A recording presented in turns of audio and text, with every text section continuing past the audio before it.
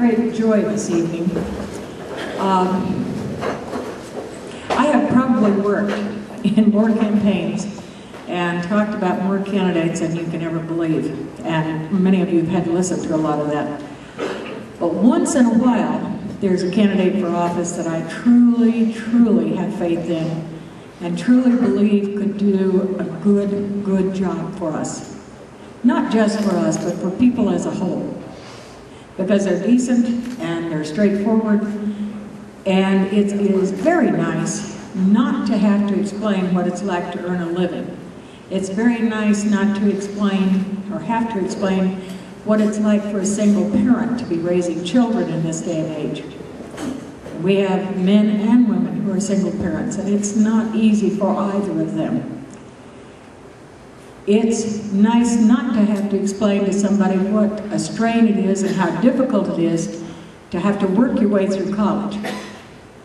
You're not out, you know, with the frat boys having a good time, or in the case of our president being a cheerleader. You know, they had to find something you could do. So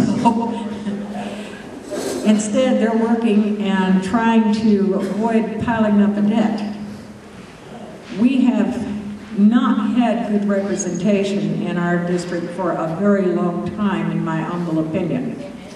When you have a person in Congress who has a 3% voting record for working people, I'd say we're in pretty sad shape. And Tankerless Todd needs to go find something else to do.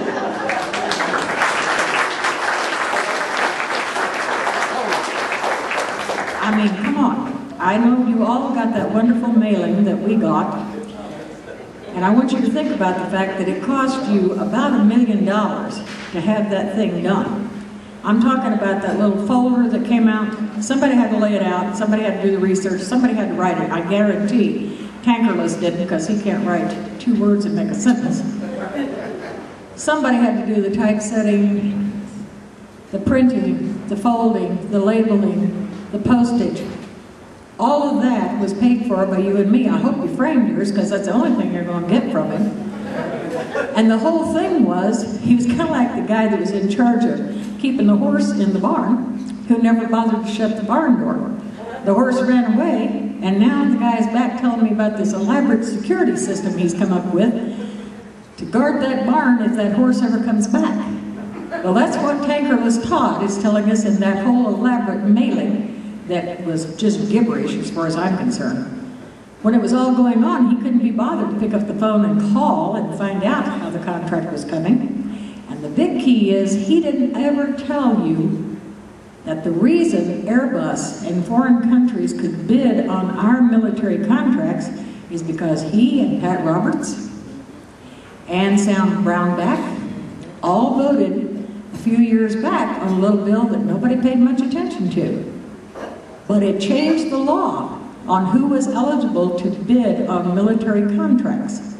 In the past, a certain percentage had to be built in the United States, and they voted to lower that percentage. And that's how Airbus was able to get into that bidding process, that and with John McCain's help. Senator McCain, who was lobbying behind the scenes from day one, who killed the first tanker contract, and then managed to kill this one. So I think it's time we have somebody who remembers what it's like to earn a living, who remembers what it's like to work through school, and who remembers what it's like to work for real, honest-to-goodness people. And we have the joy of having that person as a candidate this year, and he's probably the only person I can think of that would convince me that I need to get up every morning and go to his office and work when I'm trying to enjoy being retired. But you know, some people are worth it and some causes are worth it, and Senator Don Betts is the cause that's worth it, and I really appreciate you. Come up here and talk to us.